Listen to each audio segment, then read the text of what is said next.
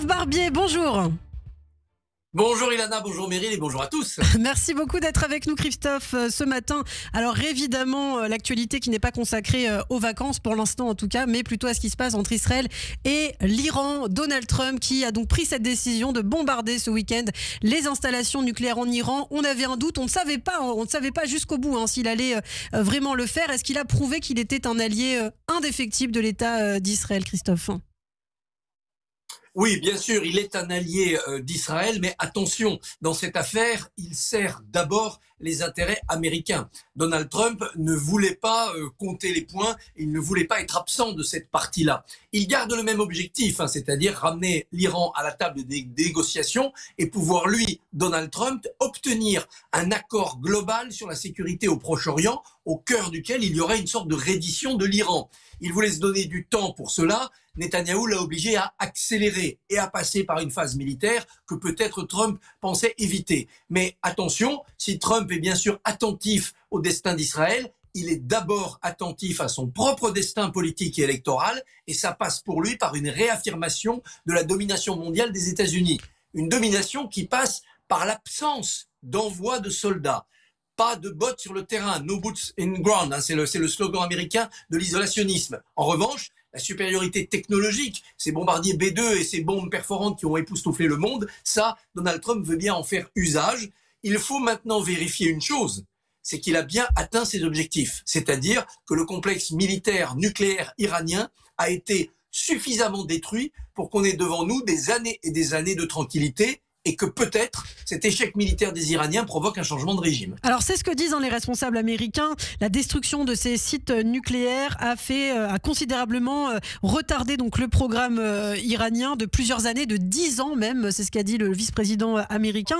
L'establishment américain qui a mis en garde par ailleurs contre une riposte de l'Iran. Ce serait une énorme erreur, un suicide économique. Alors à quoi s'attendre là dans les prochaines semaines, les prochains mois? Est-ce qu'il faut s'inquiéter d'une très importante riposte iranienne selon vous?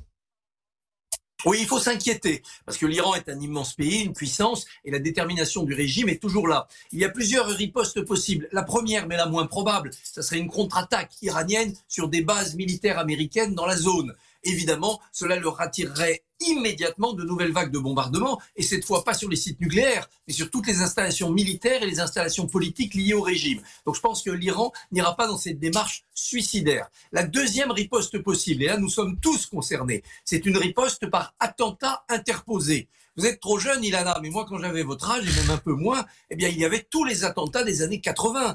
L'attentat de la galerie Point Chaud sur les Champs-Élysées, l'attentat de Tati rue de Rennes, l'attentat du bureau de poste l'Hôtel de Ville. On les a enfouis dans notre mémoire, mais ce sont des attentats à Paris très réguliers pendant les années 80, inspirés par l'Iran, et je passe évidemment sur les attentats commis au Liban et dans tous les autres pays. Donc il y a une force de frappe potentielle de l'Iran à travers des groupes terroristes. Ajoutons à cela que s'ils ont réussi à mettre à l'abri de l'uranium enrichi ou du combustible nucléaire quelconque, il peut y avoir une dimension presque de terreur au terrorisme de la bombe sale. Les techniciens sont divisés là-dessus. La troisième riposte de l'Iran, c'est s'il arrive à sauver son régime, eh bien c'est simplement de remettre en route la machine nucléaire, de remettre les savants au travail, peut-être avec le combustible qui a été peut-être mis à l'abri cette fois-ci, et on se retrouvera dans 2 ans, dans 3 ans, avec la même équation qu'aujourd'hui. C'est pour ça qu'il ne faut pas crier victoire. L'Occident et Israël ont gagné du temps, et c'est très précieux. L'Iran est affaibli durablement et considérablement, c'est évident. Nous avons gagné une énorme bataille. Nous n'avons pas gagné la guerre contre les fous de Dieu. Est-ce que c'est comme ça, c'est pour cette raison que vous expliquez aussi les déclarations d'Emmanuel Macron, le fait qu'on puisse craindre des attentats ici en France? Emmanuel Macron qui s'est montré quand même assez critique de ces frappes américaines. Alors est-ce qu'il est vexé? Comment vous interprétez justement ces déclarations du président français? Le président français n'est pas dans le coup, l'Europe n'est pas dans le coup, cette affaire se règle sans eux, ils sont à contretemps, ils se trompent de discours. Alors il y a peut-être une part un peu de vexation, mais il y a surtout une grande part d'incompréhension. Il se joue là-bas une accélération de l'histoire. On peut s'en inquiéter, nous le faisons d'ailleurs, mais on ne peut pas la contester. On ne peut pas dire que c'était forcément mieux avant. La négociation, ça fait 25 ans qu'on la mène avec l'Iran. Ils n'ont fait que nous rouler dans la farine. Le risque, il est permanent. Il y a là une opportunité historique parce que l'Iran est très affaibli. Chute du Hezbollah, chute de la Syrie, affaiblissement des Houthis, chute du Hamas. Donc, il y a eu cette opportunité géopolitique que Netanyahou et Trump ont choisi de profiter. Ils ont profité de cette opportunité. Attention, ce n'est pas sans risque et il y a un côté va-t-en-guerre chez Netanyahou comme chez Trump. Mais n'empêche que l'histoire va dans ce sens-là. Et l'Europe, plutôt que de comprendre que l'équation avait changé, l'Europe et notamment Macron s'attachent à des vieilles lunes pacifistes et molles sur le thème « mais non, on peut discuter avec les Iraniens ». Oui, on peut discuter, mais ça ne sert à rien depuis des décennies. L'histoire s'est accélérée, Macron ne l'a pas compris. Comparaison n'est pas raison, mais il y a une petite attitude aussi, notamment chez les commentateurs et dans la gauche française, un peu munichoise. Mais il faut discuter avec l'Iran, on peut les raisonner, ils sont pas si méchants, attention, ils peuvent être plus dangereux. C'est exactement la mauvaise attitude qu'on a eue face à des tas d'autres dictatures. Vous parlez d'attitude munichoise, alors c'est-à-dire de la lâcheté, c'est comme ça que vous interprétez les choses, hein, Christophe, pour être très clair ?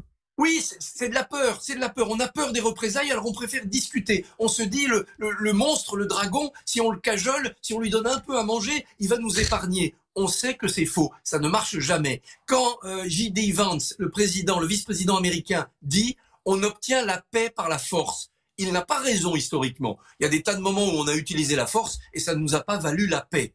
Mais on sait que quand on est dans la faiblesse, eh bien, là, on est sûr de ne pas avoir la paix. Or, l'Europe, et précisément le président Macron, ils pensent prôner la négociation alors qu'ils incarnent la faiblesse. Ce n'est pas un moment historique où il faut incarner la faiblesse. Bien sûr, demain, après-demain, il faut réconcilier les peuples, et entre le peuple iranien et le peuple israélien, il y a une grande possibilité d'amitié. De la même manière, entre les Israéliens, les Européens, les Iraniens et les Américains. On doit avoir cet objectif, mais ce n'est pas aujourd'hui en disant « stop », retenez votre bras, qu'on y arrivera.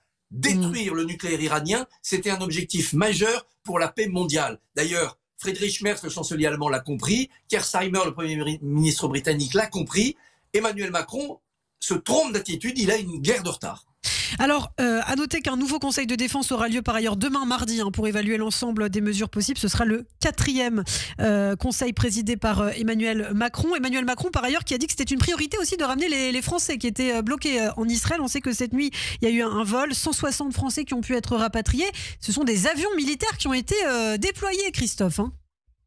Oui, c'est laborieux quand même ce rapatriement. On voit bien que depuis plus d'une semaine maintenant, la France a du mal à mettre en place ce qu'on peut appeler un pont aérien pour que tous les ressortissants français bloqués en Israël puissent partir. En Iran, il y en a aussi, c'est encore plus compliqué, ils sont moins nombreux, ils ont la double nationalité. Par la Turquie, par l'Arménie, il y aura peut-être des possibilités. Là maintenant, on voit que des A400M peuvent être déployés, peut-être au départ directement de Tel Aviv, ce qui éviterait un transfert délicat vers la Jordanie ou vers l'Égypte. Bon, la France se réveille un petit peu, Jean-Noël Barrot s'y attelle, mais là aussi, ça donne pas l'impression d'une maîtrise et d'une puissance. Pour l'instant, il n'y a pas de drame, donc croisons les doigts, mais là aussi, la France aurait pu être plus performante.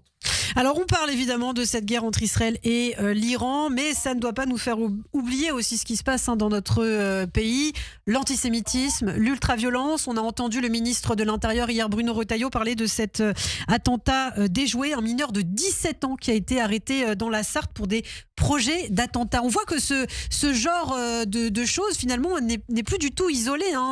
Ça arrive finalement très souvent, Christophe. Est-ce que c'est inquiétant ?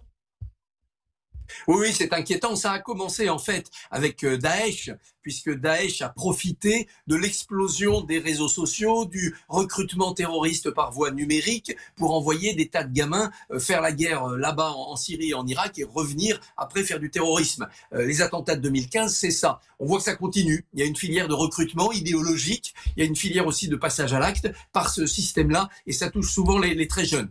Heureusement, nos services, pour l'instant, les interceptent, les repèrent. La plupart du temps, ce sont des jeunes qui envisageaient d'eux. Ils n'étaient pas encore en phase opérationnelle. Ils ne s'étaient pas procuré des armes ou des explosifs. Mais ça montre qu'il faut rester vigilant. Vigilant et surtout intraitable. Qu'est-ce qu'on fait de ces jeunes? Quel message on adresse à la jeunesse? Eh bien, face à cette violence-là, comme à toutes les violences juvéniles, on voit que la société est en demande de fermeté. La proposition de loi sur la justice des mineurs fait voter à l'Assemblée à l'initiative de Gabriel Attal a été désossée au Conseil constitutionnel parce que juridiquement elle ne tenait pas la route. Il faut que le législateur fasse attention. Il faut être plus sévère avec les mineurs. Il faut surtout être plus efficace. Les briser dans leur voie criminelle et les remettre dans le droit chemin le plus tôt possible. C'est vrai que ce n'est pas évident. Il y a aussi en France, près de Toulouse, cet adolescent de 15 ans qui affirme avoir été victime d'un guet-apens antisémite. L'antisémitisme aussi chez les mineurs, quelle en est la cause? Est-ce que c'est les réseaux sociaux? Selon vous, qu'est-ce que c'est, Christophe? Il y a tout. Il y a les réseaux sociaux, mais les réseaux sociaux sont un vecteur, sont un accélérateur. Ils ne démarrent pas sans qu'il y ait une amorce idéologique. Or, l'antisémitisme est revenu dans le jeu de l'idéologie, c'est-à-dire que c'était un délit, ça devient une opinion comme une autre. On peut, dans le débat politique, affirmer des opinions antisionistes, des opinions antisémites, sans être immédiatement mis au banc, comme c'était le cas il y a encore une dizaine ou une quinzaine d'années. Ça se voit évidemment dans le champ politique, avec les positions de LFI et de ses satellites. Ça se voit dans le champ de la société, où vous avez, dans les cours d'école, dans les lycées, parfois chez les intellectuels, des embardés du débat, qui donnent l'impression à des jeunes que, bah oui, on peut être antisémite, et alors ? Et ça, c'est dû à plusieurs choses, notamment à l'exploitation de ce qui se passe depuis le 7 octobre 2023. L'agressé, ce n'est pas Israël, c'est Gaza. Le bourreau, c'est les Israéliens. Le génocidaire, c'est les Israéliens. Quelle que soit la réalité militaire sur le terrain, et on peut contester évidemment complètement ce qui se passe sur le terrain, notamment depuis quelques semaines, il y a un renversement historique qui a remis dans la tête des gens ici en France, et pas seulement des plus jeunes, on le voit dans les manifestations, l'idée que l'antisémitisme, c'était possible. Et regardez comment les couleurs des manifestations pro-Gaza ont évolué. C'était pro-palestinien, c'est devenu maintenant pro-Iran, on a les drapeaux à côté du drapeau palestinien, on était donc bien dans des manifestations noyautées par des partisans du Hamas, parce que l'Iran c'est le Hamas, et puis on a bien entendu des propos antisionistes et antisémites. Voilà. Quand vous voyez qu'au même moment, on a un procès qui se tient sur Alain Soral, c'est-à-dire l'antisémitisme de la génération précédente, on voit qu'on a encore beaucoup de travail. On ne supprimera jamais l'antisémitisme de la société, il faut en être conscient. C'est comme Sisyphe, c'est un rocher qui retombe toujours, il faut toujours le remonter, mais il ne faut jamais se décourager, jamais s'arrêter. C'est un mélange de sévérité, il faut punir très sévèrement les coupables, de manière exemplaire, et puis de pédagogie, évidemment beaucoup de pédagogie. Alors il nous reste 1 minute, Christophe, et je voulais aussi vous faire réagir à ce qui se passe sur la scène politique. Qui pour succéder à Anne Hidalgo à la mairie de Paris? Selon un sondage publié par la Tribune dimanche et BFM TV hier, rien n'est gagné pour les socialistes. Alors votre pronostic, vous, Christophe? Ça va être très difficile. Vous savez, ces sondages, ils ne valent pas grand-chose parce qu'on ne sait pas encore quel sera le mode de scrutin.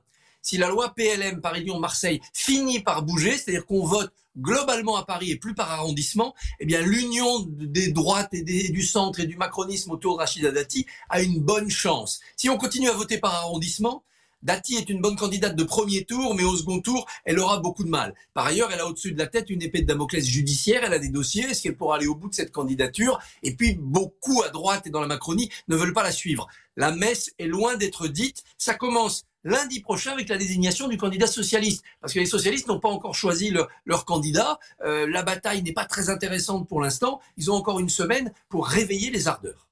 Eh bien, merci beaucoup Christophe Barbier. On en parlera d'ailleurs demain avec votre invité Rémi Féraud, candidat du Parti Socialiste à la mairie de Paris, soutenu par Anne Hidalgo. Ce sera l'occasion de faire le point aussi de ce qui se passe donc sur la scène politique. Et puis, on reviendra également avec vous sur cette guerre entre Israël et l'Iran, parce que ça ne va pas s'arrêter en si bon chemin. Effectivement, Israël qui continue de pilonner le territoire iranien ce matin. On va faire le point dans quelques instants avec notre journaliste Nina Alouche. Le journal à suivre. Christophe, je vous dis à demain.